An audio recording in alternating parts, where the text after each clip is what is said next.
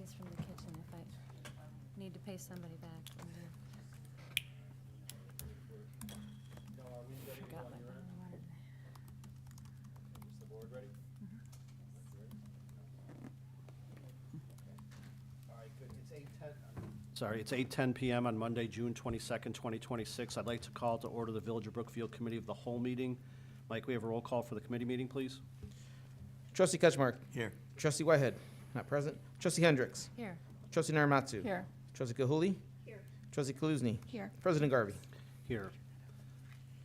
Thank you. We have one item to discuss, discussion regarding the financing of a Brookfield 25-year street and alley improvement program through a limiting rate increase referendum. As the board will recall, this is something we've talked about over the past months and years through the budget cycle about options for future funding. We did ask staff to consult with a referendum consultant about what options we have moving forward. We have a very detailed memo in our packet tonight. Who's taking the lead? Tim's going to take the lead, and then Doug, I know, wants to jump in, and I appreciate Dan sticking around. I thought Derek left. I thought. Oh, no, everyone's very excited to speak on this issue, so you got the cast of thousands. So I'm just gonna start it off, and then I'm gonna turn it over to Dan O'Malley from Hancock Engineering, but as President Garvey mentioned, we're here tonight. It's been a while. It's been about 8 months since we discussed with the board a very important issue for the Village of Brookfield, and that was a funding strategy for how are we going to maintain our roads in Brookfield. Historically, we've relied on the bond issuances that were approved via referendums, 3 previous referendums, to approve 3 specific bond issues, which is definitely a way you can go. The disadvantage of that, as we'll talk about, is A, it's uncertain whether those referendums will pass. B, if they do pass, you're spending additional dollars in terms of bond councils and interest rates on bonds, so you're not able to invest the full amount of those proceeds into the very thing you're adopting a referendum for. So we discussed back in October of last year with the board a funding strategy to give us a more consistent and reliable funding source for roadway improvements. And that would mean that if it was passed, the village, is the way we anticipate it now, would not have to go out, seek referendum bond money every few years to do what is an essential village service, that's maintaining our roadways. And for our community, as I understand from years past, that was a challenge and the roads fell into disrepair. We're trying to not have that happen again. So if we have a successful referendum in November, we can achieve a much better, more consistent process for maintaining roads. So the board directed the purpose of tonight is really a status report on what we've been doing, why we're doing it, and where we're going. We're also going to, at the tail end of the presentation, introduce a concept that we did not really talk about in October, and that's, we think, as we've crunched numbers, we've analyzed things a little bit closer, we may have some funds, we've heard tonight, and we hear every day, Lauren hears this many times a day, the condition of our alleys, which are, we know, a challenge. There may be an opportunity to start a very long-term, deliberate, conscientious effort to try to address alleys and pave those alleys. We'll talk about that as well, answer any questions from the board, talk about a schedule as we move forward, ultimately ending with the process, which would be the vote by our citizens in November on a referendum. So with that, I was going to turn it over to Dan O'Malley from Hancock Engineering, and he's going to take us through a summary of the issues. Yes, thank you, Tim.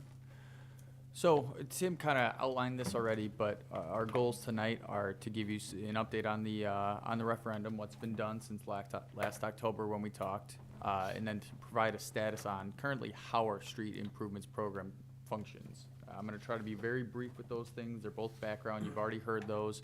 So we'd like to spend a little bit more time on the actual referendum mechanics and the financial breakdown. Doug will go into the payment structure of the current bonds that we have, and then potential breakdown of where we could allocate some money if a new referendum was passed, and then I'll go into some potential alley funding options. So since last October, at one of the board meetings in October, the staff and Hancock provided some additional information on a 20-year versus a 25-year street improvements program. As Tim mentioned, our streets have kind of cycled between falling a little bit into disrepair and then fixing that with a bond referendum.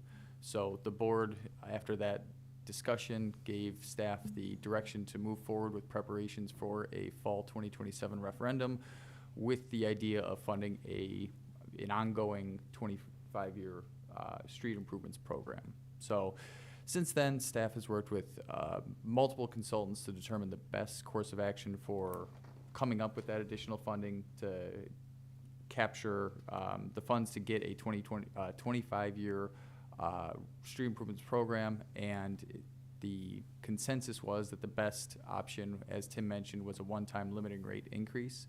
And recently, the board approved an agreement with Metro Strategies to help put out some information. They've been working on a few different outreach options to keep the residents informed and give them a full picture of what would be included as in part of this referendum. So, just some background very quickly again on our street improvements program. So typically, it's recommended that streets are improved in a 20-year cycle. Since Brookfield has a very proactive patching and maintenance schedule, we've seen that most of the streets can last 25 years, sometimes a little bit more, but that has helped by having a relatively small investment in the patching. It's helped the full investment to extend the lifetime of our streets. So, and as Tim mentioned, we passed a referendum in 2016 that helped to kind of catch back up on the streets that were in getting deteriorated. The pavement condition was worsening, and since that referendum ended, the last 5 years, we've kind of fallen back into that kind of behind, not repairing what we need to repair. We're about half of what it would be recommended for a 25-year program. So, for the funding breakdown on what would be required for a 25-year improvement program, we've kind of got three groups where the funding for our streets goes into. We've got our residential street improvements. That's a majority of the streets that you see, about 40 miles in Brookfield. We've got the collector route improvements. That is our streets like Maple, Prairie, Grand Boulevard. And I've got an asterisk up there. It's a relatively smaller portion of what the village actually expends, but as I've presented to you guys before with the SCP program, that 500,000 is basically an effective 2.5 million. That's a substantial benefit to the village not having to come up with those costs. And then the last is the pavement patching that I mentioned, just to stay kind of proactively on top of the condition of the streets and lengthen the lifetime of them. So between those three funding groups, the village requires approximately $4.7 million annually for a 25-year improvement program.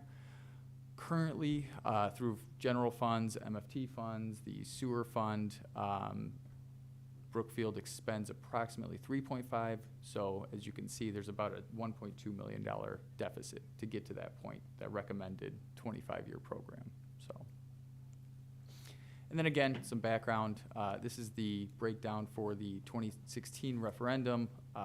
This was a $22 million referendum passed in 2016, and the reason that we're covering this is it's been 10 years, and the bonds are now starting to mature with the payments beginning to fall off, which is going to provide some relief to the budget and give us the opportunity to potentially capture those funds through a limiting rate increase and set up a permanent funding allocation for streets. So, And just, on that slide, I know the figure was here somewhere. I mean, we generated 22 million with the bond issues. How much of that approximately, Tim or Doug, if you know, went towards interest and bond issuance costs in terms of bond counsel and things? So, I mean, our total bond costs on that whole $22 million issue, bond interest and issuance costs was about $5.5 million. Okay. So, Sorry, about $5.5 million. okay, so we netted 22 million, but we spent 5 million on bond costs and the issuing costs because you have to sell bonds and okay. Thank you. Sorry for Yes, yeah, that's a great clarification, and that's kind of what Tim had touched on a little bit is the problem with trying to fix this issue every so often with bonds is there's a lot of sunk costs with that, and the limiting rate increase would set up a permanent fund for it so that you're not having a lot of those expenses going towards interest and bond costs. So, and a good note there is that the annual debt service for these 3 bond issuances is a little over $2.6 million. It's an important figure to keep in mind. So all that's kind of background. So now we're focusing on the upcoming referendum. As again, Tim mentioned, we would be asking the voters to approve a permanent annual increase to avoid bond costs.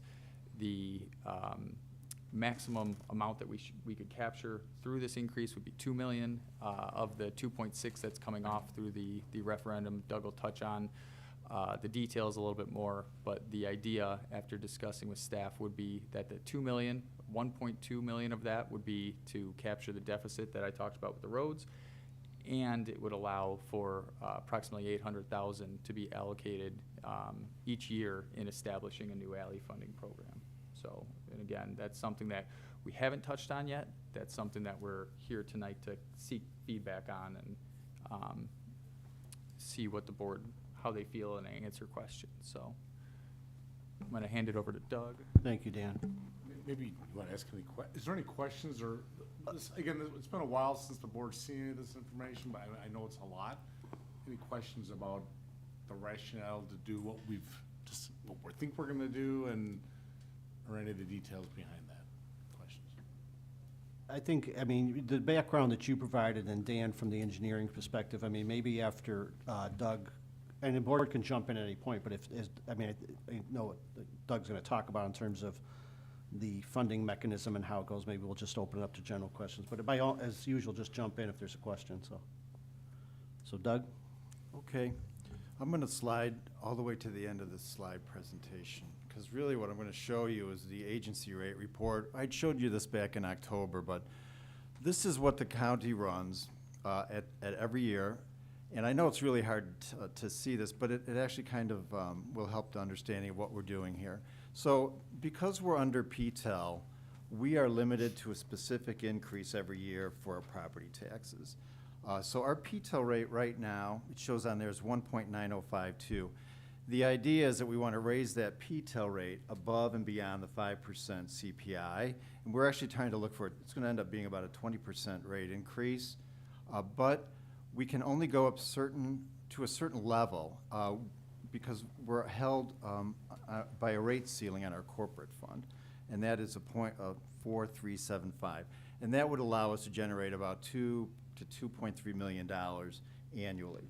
But if the referendum passes and we get to that rate increase, then we can carry, that'll be our new level for PTEL. So we can go forward at that rate, and that will supply us with that extra $2 million annually, because we'll have already achieved the new PTEL rate. Doug, just if you pause for 1 second on that.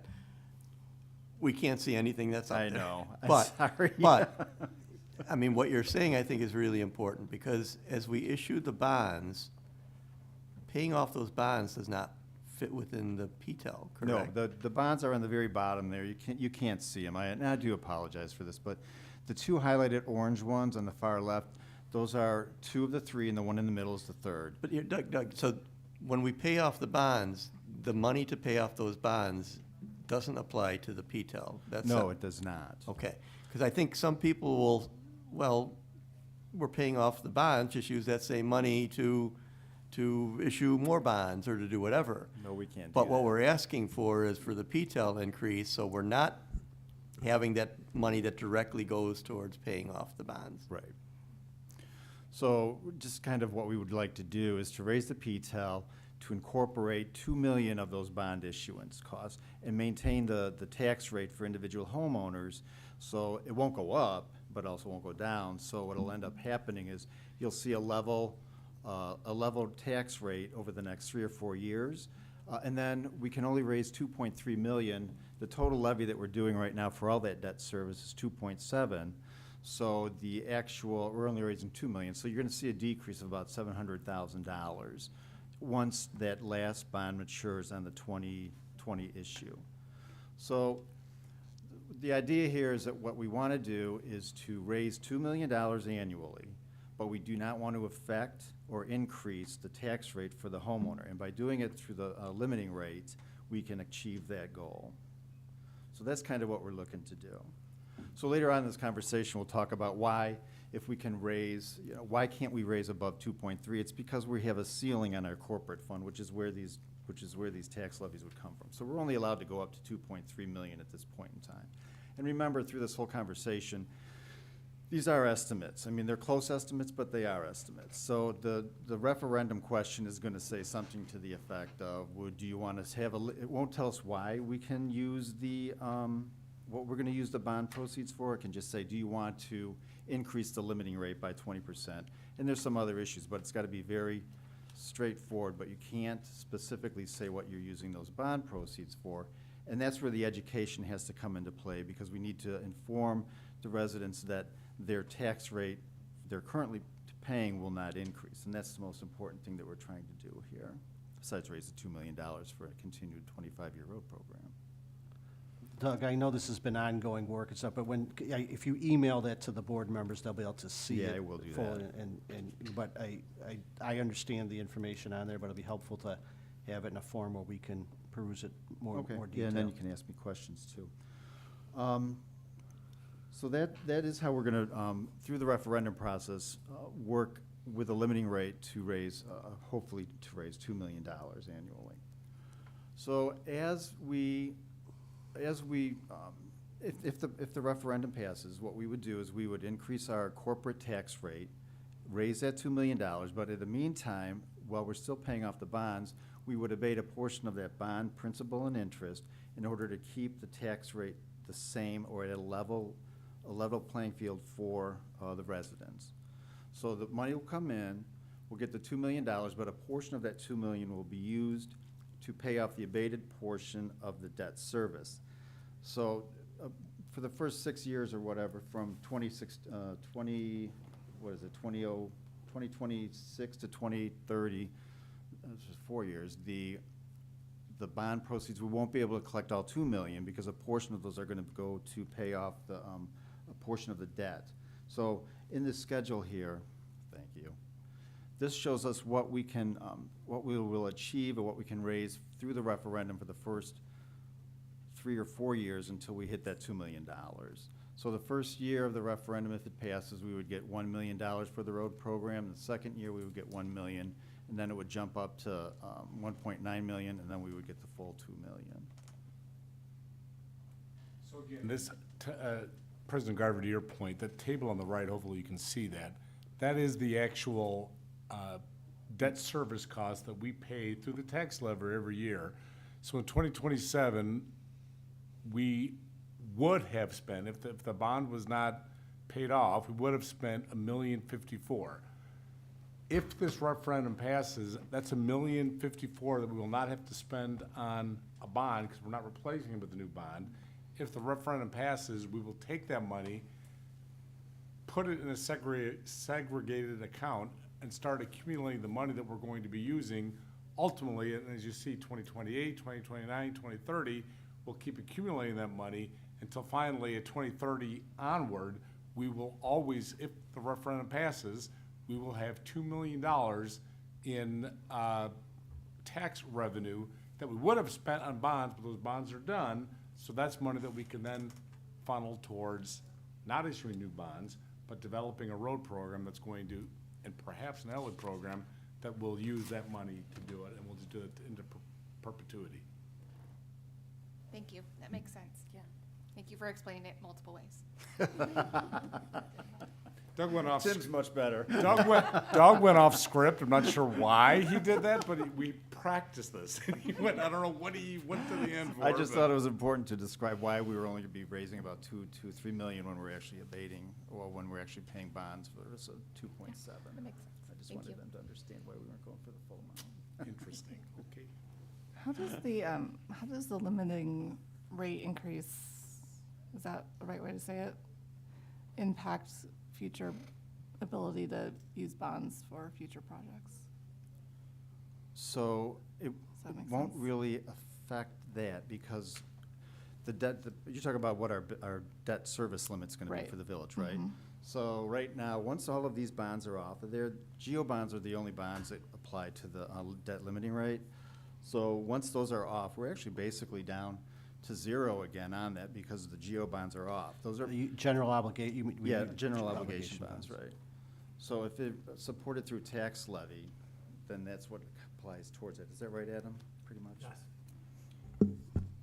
And Doug can correct me if I'm wrong, but if anything, it should help on that matter, because then you don't have these bonds, you're not having to go out for additional bonds for road funding, and it's preventing your debt ceiling, or Right, so getting there'll be close to your enough to debt raise ceiling. about 27 to 30 million plus, because I think our debt ceiling right now is around 40 million, somewhere in that area, 35 to 40, so. Yeah, the key is, we're not if this passes, we're not replacing these bonds as they go off in next year, we're not replacing with anything else. So our actual capacity, if we wanted to issue bonds for other purposes in the future, this will actually help that.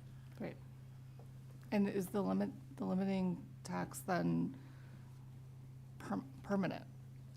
Yeah, well, if it gets approved by referendum, then our PTEL rate is actually gonna go from 1.9 up to 2.2. So following years, we're still held to the 5% or the lower of CPI to apply to that previous PTEL rate. So our new PTEL rate will be the 2.2, whatever the rate ends up being, and then it will just go forward. So instead of starting at 1.9, you'll be up here at 2.2 going forward. So it's a one-time approval, but it sets But the it's new future. benchmark, so. And other neighboring towns have used this strategy as opposed, we did bonds, the reasons we did bonds back in 2016, the amount that we needed was, we were playing so much catch-up basically from decades of not improving streets or having a plan that we needed to capture the large amount that we couldn't have done. We couldn't have really done a limiting rate increase back then that would have generated the $20+ million that we needed to catch up. But now this strategy going forward, is this what other towns have done also? Most immediate or most nearby, the village of Riverside did I believe, very similar process just a year or two ago. Not that we stole it from them, but No. it was a good idea. And I know if did LaGrange Park or someone else do something? I thought there was another town nearby that did the same thing. It's supposed to. No, LaGrange Park, it was a debt issuance, is what Okay. theirs was. Okay. I know this isn't part of it now, but it does seem like it's gonna need a lot of education, like you mentioned, because I still don't, I think I get it. But I'd be curious what Riverside did to educate their residents about understanding what PTEL means and what it means to them. Well, and I think what we have to do, we have to explain the alternatives, because, Hancock has presented a very realistic picture of what we need to do to maintain our streets going forward. You see that, ideally, maybe we would have done a 20-year program. That's probably what Hancock would desire and what maybe we should, but they assure us that if we do a 25-year program, we will still have the streets in the condition that we wanted, going forward. But just as it indicated that slide previously, right now, after the last referendum, we're back to the 50-year, which is what got us into the problem in the decades leading up to 2016. So we can't, and there's people that are gonna point out, in 2016, when we sold the referendum and tried to talk about it, we were hoping that there wouldn't be a need for a referendum in the future. A lot of things have changed in a lot of different ways since 2016 in the world, the national economy, local economy, costs, and everything else. So that was over 10 years ago, and the thought was that we wouldn't need another referendum at that point, and we don't need another referendum, but this is something that, if we want to maintain the progress that we've made and protect the investment, I think we have to look at it as protecting the investment that we made since 2016 in the streets, because as much as we've done, it could go downhill pretty fast. And so part of the education campaign has to explain that this is how we got to this point, this is where we're at with the streets. If we don't have this option, the danger is what could happen to the streets. And then, I won't even say the word Special Service Area 4 and the other things that we had to do to get some streets fixed way back then where, individual blocks had to pay for repairs because we didn't have any other mechanism to do it. This makes more sense, and it's more financially responsible. You know, I have nothing against bond counsel and interest payments and stuff, but paying that much more, 5 million of the 20, you know, going for bond cost and issuance costs and interest, doesn't seem to make sense. I think that's gotta be part of the education campaign, so. To both your points, Trustee Kaluzny and President Garber, we have the information, or much of the information was put out by the Village of Riverside, is very good. We've looked at it. We've hired Metro Strategies, as Dan said a few minutes ago. They are working on, the newsletter should have hit your mailbox soon, if not already. In there will be is the first kind of public education piece that we worked with Metro Strategies on, is to help explain this. I understand, this is complicated stuff. It's not something that any of us deal with regularly, so it's good to have a third party like them to help us not speak finance parlance, because it gets very confusing in Cook County, and property tax and tax rates gets very complicated. And there are certain legal things that we need to follow, that as a municipality sponsoring a referendum, you know, we can't take positions on it, yes or no. We can just issue public education. That's what they're gonna help us do. So over the summer, I think we have a slide that's gonna talk about the process going forward, but we are going to be rolling out various pieces of public education. I think the slide earlier on that showed the gap is really important, because as the, you know, debt service is amped up from the 3 different bond issues, it'll now start coming down. Some residents may see that being appealing, because actually their taxes will be going down, right? But that leaves us that gap, which doesn't allow us to continue on with the streets. So I think that's an important part of it. So it might be interesting, well, my taxes will go down, so why should I support this? Well, then your taxes will go up when we have to issue bonds again. Yeah, it's turned into kind of a cyclical problem, because you fall behind, then pay for bonds to Right. catch up, then fall behind, and this would, yes, your taxes aren't gonna go down immediately from the bonds coming off. It'll just maintain, they won't Right. go up, but then this way it kind of permanently addresses the problem. I think it's kind of remarkable that you found a way to effectively keep residents' village tax bills the same, while responsibly maintaining our streets and doing exactly what half the town has been asking for forever, which is beginning to pave those alleys. And all, keeping the tax bills effectively the same. I think it's just remarkable. Kudos for the work that's gone into this. We have more. I know. We'll get to the, right now. Tell us more about the alleys. There's more. Yes, yeah, and as Tim mentioned, keep an eye out for the Metro Strategies pamphlets and outreach information, because I'm sure they will do a better job of adequately explaining the whole process, maybe better than we have tonight. So before we move on to the alleys, any other questions about the referendum, the payment structure, the mechanics of it? Okay. So, as I mentioned, $2 million we're hoping to capture with this referendum. 1.2 million will address the deficit in the streets. The thought is that the remaining 800,000 could kickstart and establish an alley improvement program moving forward.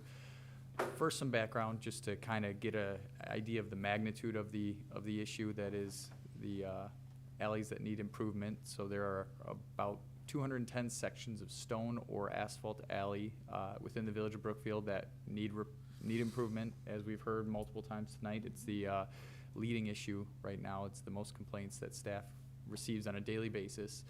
That makes up a total length of about 22 miles of alley pavement that'll need to be constructed, improved.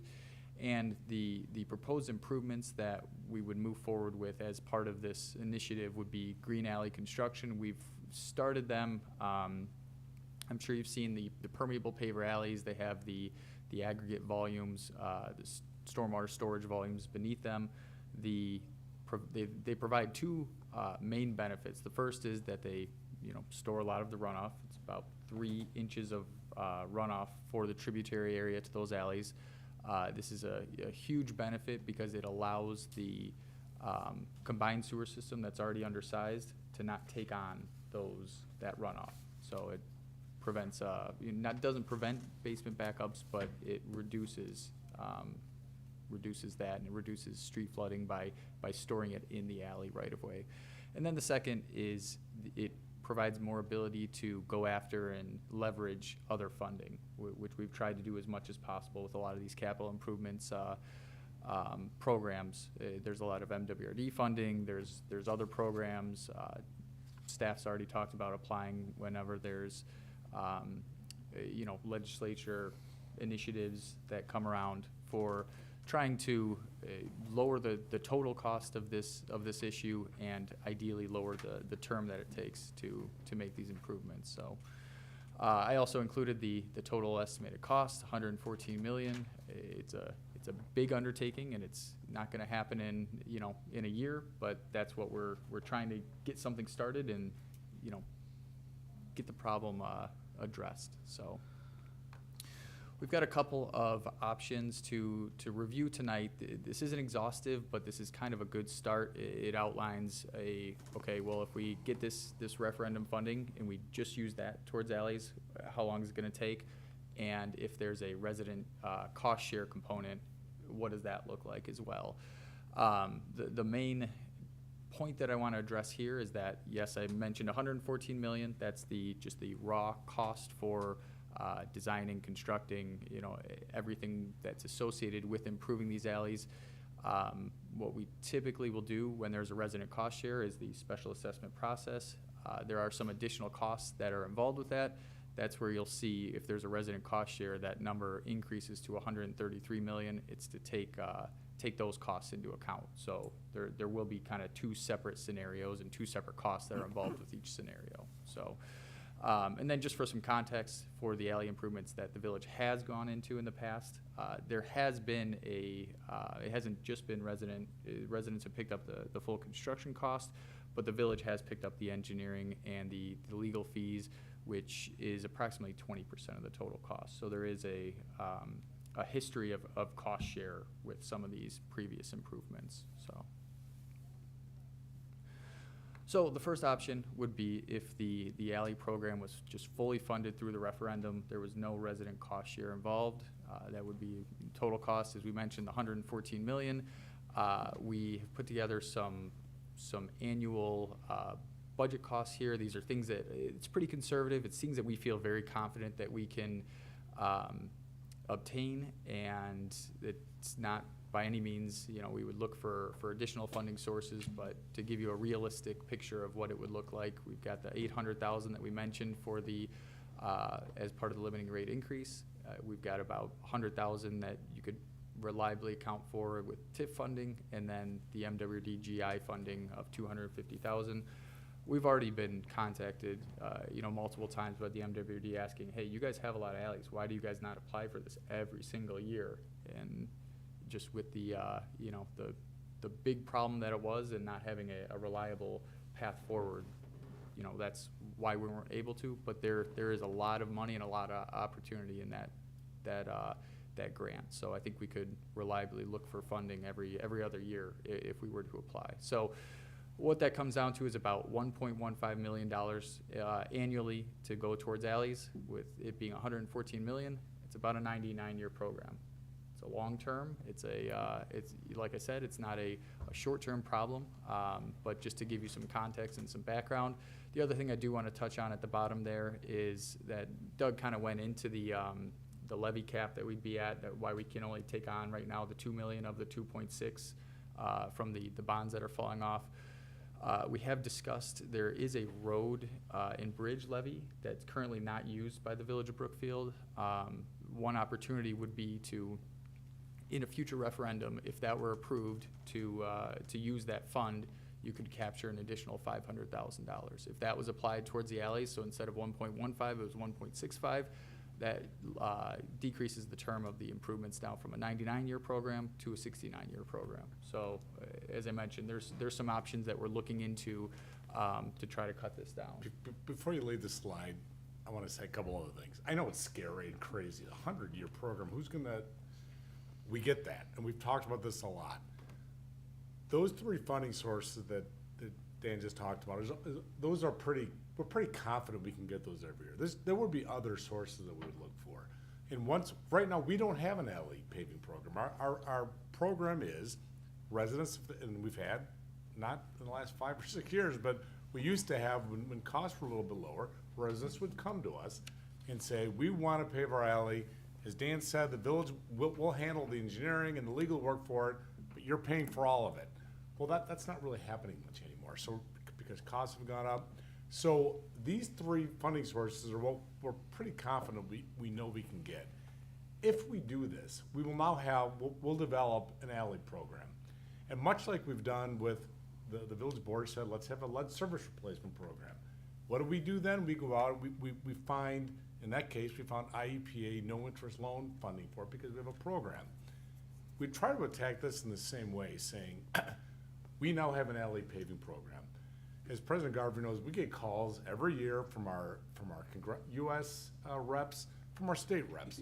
Hey, what funding request do you have? Well, we don't have an alley program per se, so we would, and so my hope would be over the years, within 99 years, we would find some additional money and programs that we don't even know about today, but we would go out and look for through Hancock or through staff. We'd find other funding sources. But the bottom line is, once you have a program, it helps to get additional money. And so this is kind of the worst case scenario. There'll be 100 years. We're hoping that it would be much decades less than that. And Dan, did you say with the MWRD, did you say it's every year or every other year? We would apply every year, and just looking at some of the similar sized communities, they're getting about 500,000 every other year. Okay, So we would, I think reasonably be able to rely on about 250. And if the referendum did pass, would we realize 800,000 right away from that 2 million for alleys, or would that be a couple years into it?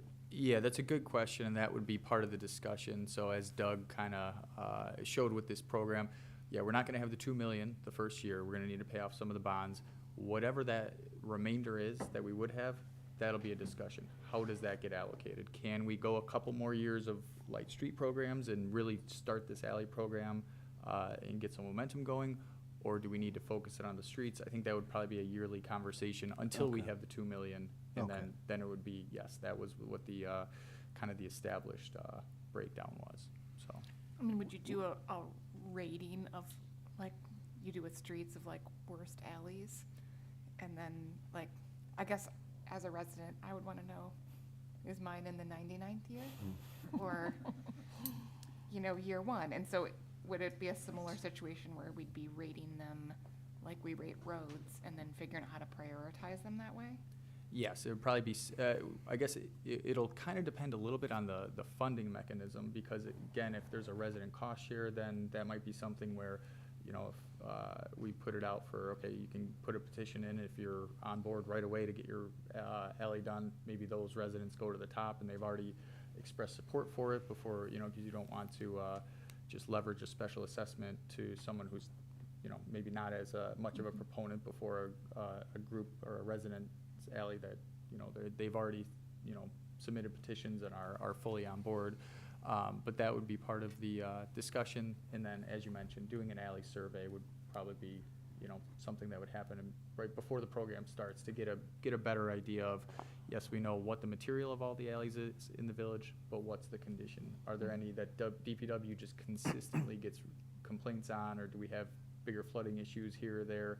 I think condition, it's going to be kind of easy to decide with the stone alleys. A lot of them are just going to be poor, but getting a better idea of, what the consistent problems that we're facing are.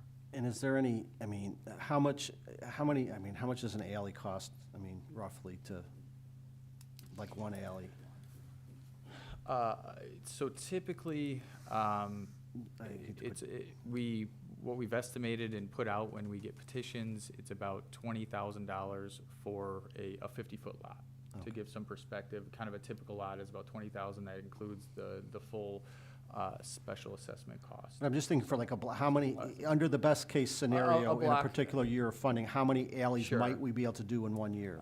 Maybe just a regular 600-foot block, maybe 500,000. So you're, with the 1.1, you're probably looking at 2 to, sometimes 3, depending on. And is there any, do you save anything in bids and things by doing adjacent or neighborhood or blocks, next to each other type thing? Is there any of that? Yes, That and would that's- factor into the decision about which alleys you do? Yeah, that's a great question, and that's something that we would look to try to kind of cluster these, and it's almost better from a grant perspective to get more, bigger funding amount every other year or every third year than it is to get a little bit every year, because Right. it's, you'll get more alleys done on a cost per foot basis with a $5 million project than you will with a $1 million project. Right. So, as Tim kind of mentioned, our goal, once we get this program started, would be to really compound a lot of these funding sources and like we've done with our streets, where, okay, when we get a, STP funding for a collector route, well, that helps us to get, invest in Cook money for,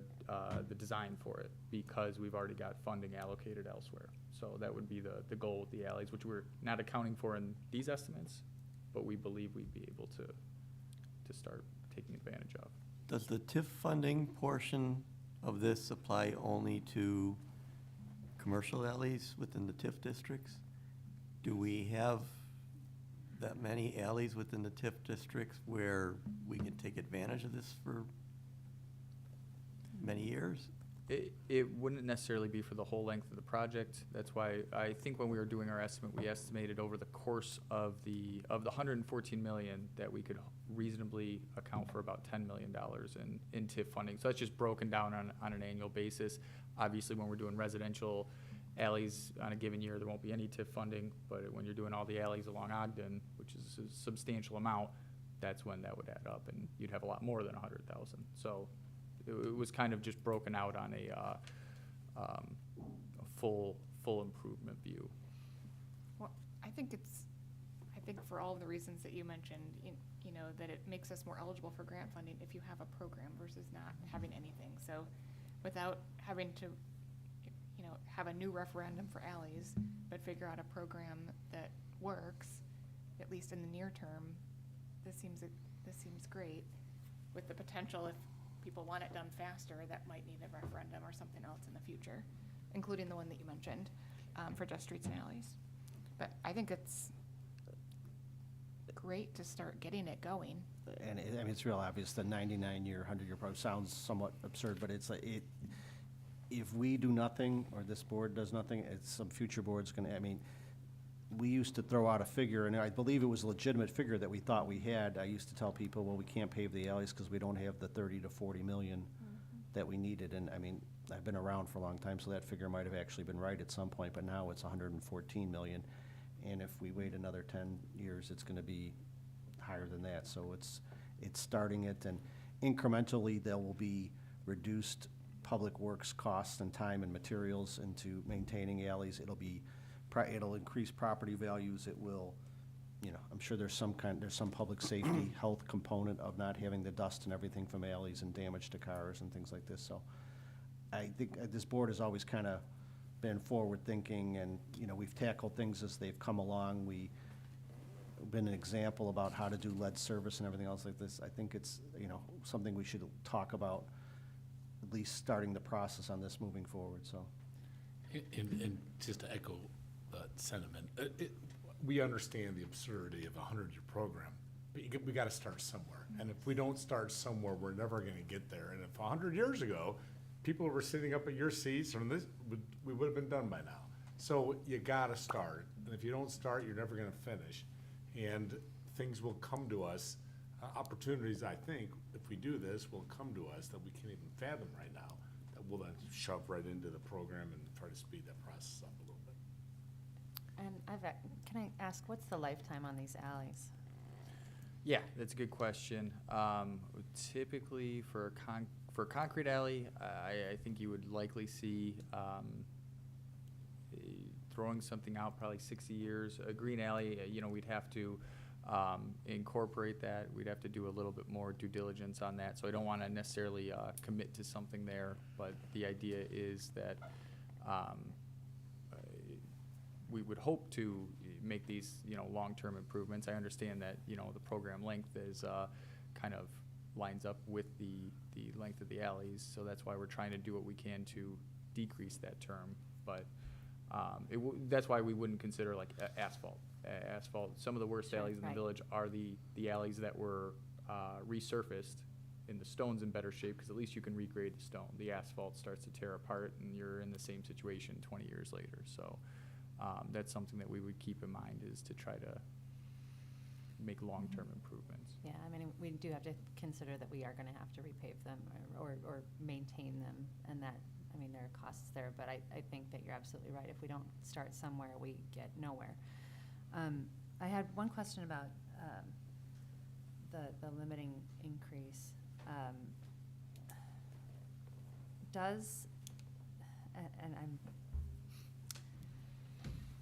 This is not my area of expertise, but does that money that we're now planning to use for, ideally to use for this road program, is there anything keeping it in the road program, or does it go into the general fund where it could then be reallocated to something else? Well, so accounting-wise, we would just put it into a fund dedicated towards road improvement. We already have one set up, so that's where it would go. It would, when I allocate, when the property taxes come in from the county, I allocate them among all the different funds that they need to go to. So we would set those funds directly into the road improvement fund, which is currently, it's capital project funds. So that's how we would accounting-wise keep for it. I mean, there's a way, I mean, legally, you could probably set up an ordinance that says, going forward, 2 million of every levy or whatever the amount is going to be applied to the road program. But accounting-wise, it's very straightforward. That money just goes right into the road program, and it's expended for roads only. And we can keep track of it that way. Is that what you're asking? Yeah, I guess what I'm concerned about is that some future board. Right. I know what you're saying. Then changes priorities and says we want a giant, beautiful village hall, and now we're not paving the roads, even though that was the promise that was made to the residents. I was curious if that was held specifically for those roads. I was gonna ask a follow-up to that about the alleys specifically, because similar to the lead fund, if we start an alley program and we say that it's going to be for alleys, is there a portion that then is for sure for the alleys It would versus be the the same road way. program? We would just have to allocate it internally to put it towards the alleys or towards the road program. And, I mean, I'm not sure, I don't know the legalities of it, but I'm assuming that an ordinance or a resolution could be placed on those funds stating basically going into perpetuity. There would be a portion of every tax levy on an annual basis. The only reason we can't do it is because those funds are flowing through the corporate fund, and that means it's basically unallocated. That would be one of the weak points of this. But the street, if we do go forward with that $500,000, that would have to go to the streets because that is allocated specifically towards streets. Can I ask about the implications of this type of funding strategy on any future community center discussions, funding discussions, and how that might impact future referendums? It really doesn't, because as we said earlier, that we're not issuing we're not hurting our debt cap here, which that's a concern when it comes to the community center. If $30 million, that would go towards our debt limit. This is actually not affecting that at all. If your question is the impact to residents who are voting on it, if they vote yes for this, what are the chances of them voting yes on one a year later? We talked to our consultant about that, and we're still farming that out, but they didn't seem to have that concern. The bigger concern we may have with the community center referendum is the impact on residents will be, because in that case, that's all new debt that we're issuing, could be higher than, or in the same ballpark as what was approved in 2016, 2018, and so forth on road referendums. But on a surface, this won't impact that at all. Politically, will it hurt us to go to 2 referendums in a row? We're still weighing that out. Okay. Yeah, from a debt standpoint, going this way as opposed to the bonds, as we mentioned earlier, would be beneficial. And I think also from a political standpoint, I think the argument you're making is that your tax rate's not going up with Right. this increase. Ideally, you have room to take potentially a tax increase with the approval of a community center. So, you can kind of frame that a couple different ways. I guess you could also frame it the opposite way, is if you let these bonds fall off, then you get a tax break to spend to a community center. But our thought was that, this permanent increase, again, it's not raising your taxes. So Right. No, I now think is it the makes. time to do it, rather than, again, Yeah. taking bonds later, which is, I think it makes sense to use this strategy for a program like this, where you want to maintain roads into the future. I just want to make sure that it's all an opportunity cost, so I just wanted to be clear on that. Mhm. I had the same question. Thanks for asking. We still have more. Wait, there's more? Okay, keep going.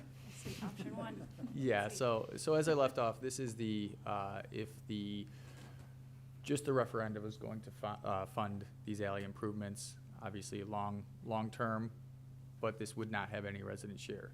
The other option that we've looked at is if you were to have a 50-50 cost split between the residents and the referendum. So as opposed to just the 1.15 million per year that we talked about on the previous slide, well, if the residents are paying 50%, you double that. And so instead of 1.15, you're actually at 2.3 million per year.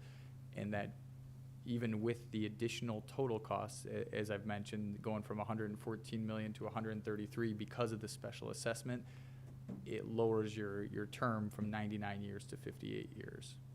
And again, Doug kind of mentioned the road and bridge levy, but if that were approved and we captured an additional 500,000, again, kind of on the theme of just compounding some of these funding sources, we could get it down to 40 years, I think reasonably. So, this I think is obviously there's the negative in that the residents are splitting 50% of the cost, but this starts to get into like realistic timeframes for getting these improvements done, where, a resident, again, can reliably expect to see their alley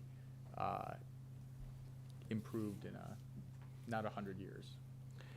And the reason the roadway improvement levy, that would require another referendum, so because that hasn't been levied previously or within a certain period of time, in order for us to start levying, that's something the state statutes permit us to levy, but we haven't levied.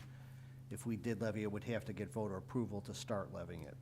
Correct. That would require a referendum to start using that fund, and Adam could provide any additional insight, but that hasn't been, there's no history of that fund being used before, so it would require a referendum to allow the use of a road and bridge levy. And as Doug mentioned, that funding, that 500,000, that needs to be spent towards road and bridge. You wouldn't need an additional ordinance or anything. That has to go towards that use. So. Yeah, that's correct, and I believe that fund, in case we get the question, why don't we just go past that referendum or try to get that referendum passed right now? That's capped. You can't raise the funds that we've been talking about here just based on passing that referendum. But in order to get a roadway improvement levy, you gotta go out to referendum on that at a future date.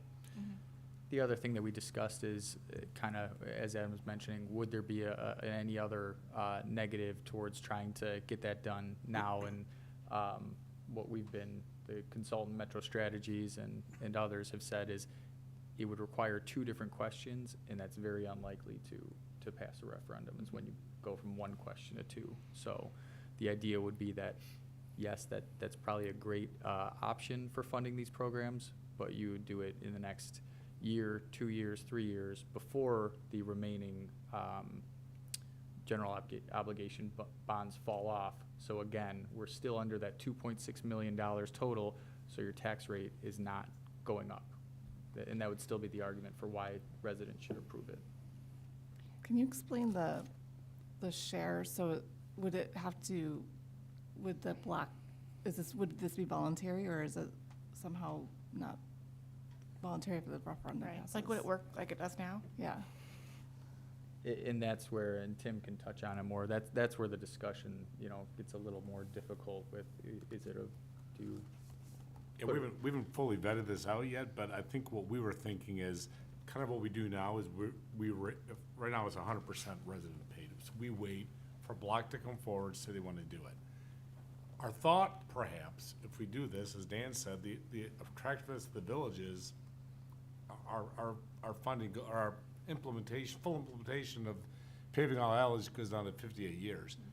That's the good part. The bad part is it's fully dependent on residents coming forward and doing it. The question to you all is, do you think that's enough incentive for more blocks to come forward and request paving the alley if they're only paying half the cost?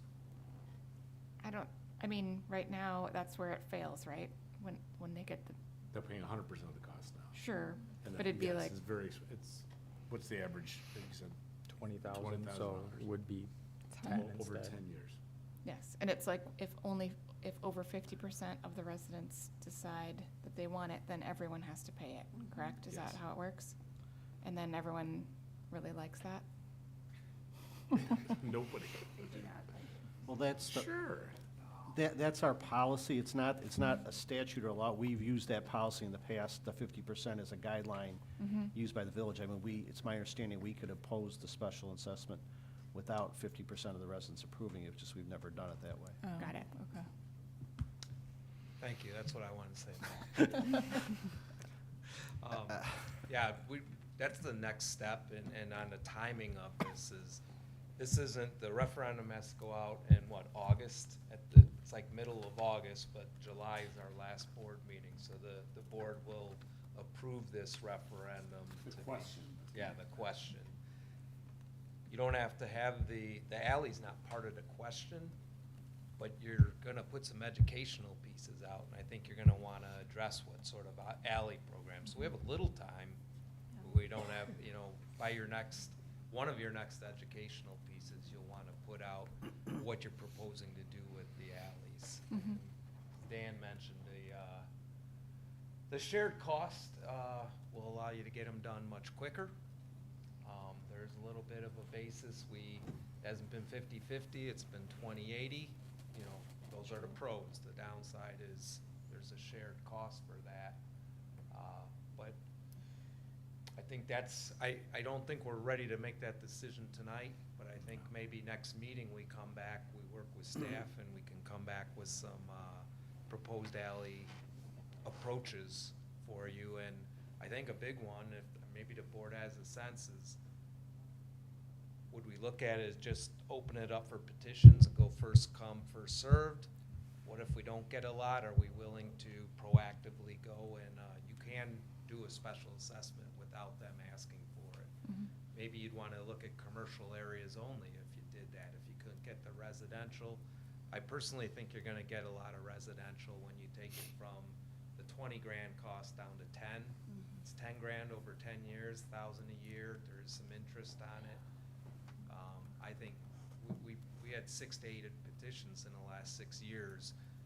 I think the reason they voted it down is because the higher price tag. If you cut that in half, I have a feeling many of them would have approved it. So just my thoughts.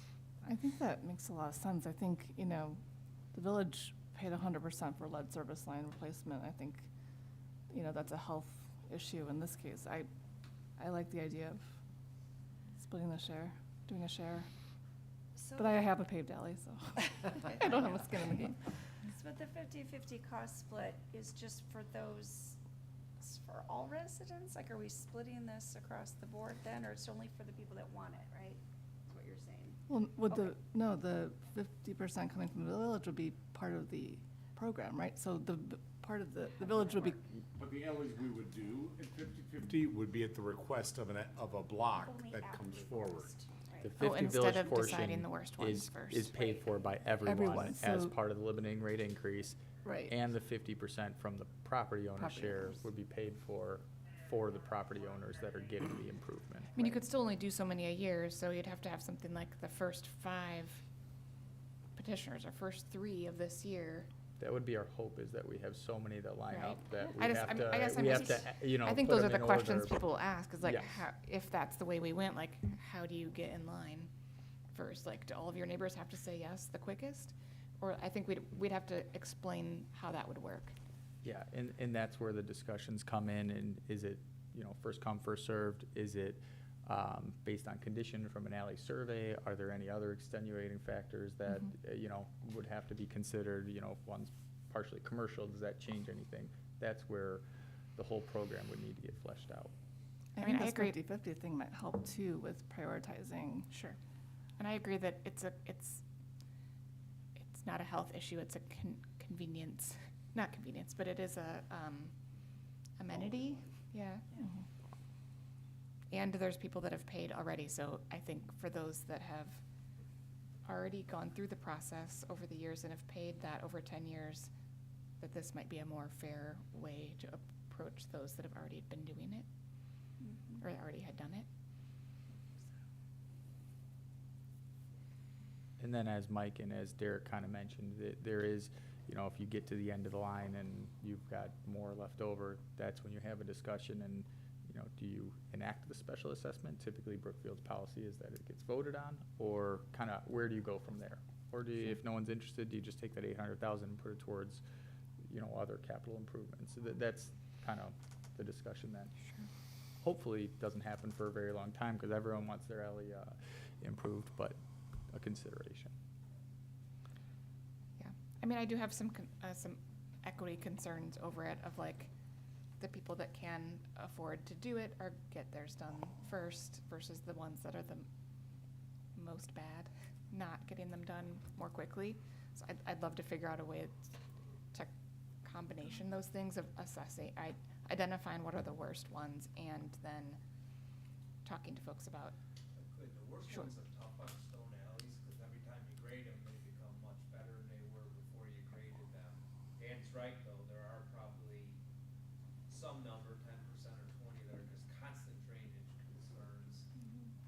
But it's not like a roadway, right, where the asphalt's about the same a month later as it is today. The stone alleys condition can change pretty significantly when you grade them, so. Right. I'm not saying we can't do any evaluation, but it's not quite as black and white as roadway evaluation. Sure, thank you.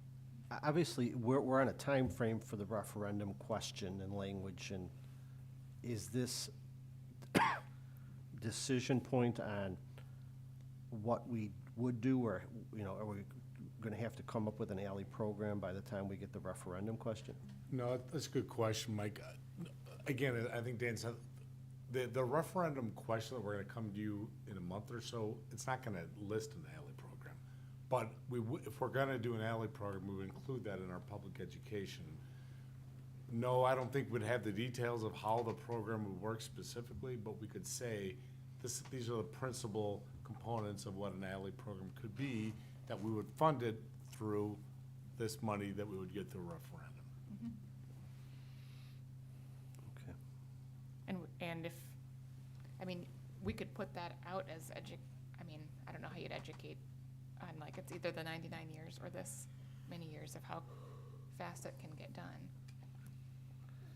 That would be part of the, I don't know, it's not marketing, it's getting the information out there, but that's why I'm wondering, do you have to commit to, it's gonna be the cost match, the 50/50, the special assessment, any of that, or do you just say, can you say that if the limiting rate increase passes, eventually we will have X amount of money towards an alley program that's in the process of being further developed, and put out the figure of what the entire cost for paving all the remaining alleys is, and, I don't know, that's probably, I think I do prefer that. I don't know that I'm ready to decide on an option 1 versus option 2.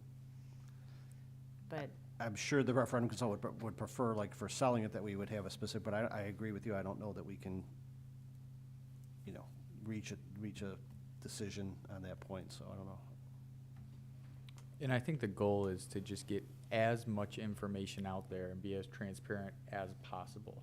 Obviously, not every single decision is going to be made, but the more that we can give to the resident, to the voter, I think that, just the more educated that they can be when it comes time to vote for it. So, including as much as possible about an alley program and potential alley funding, I think is important.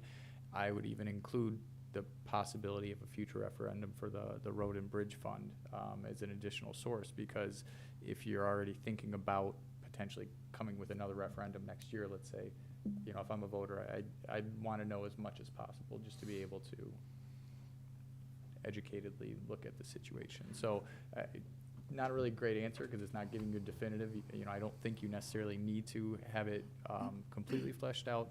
It would just be the more that we can do. Well, and I think, I mean, talking about, you know, hinting at another referendum coming for the bridge, or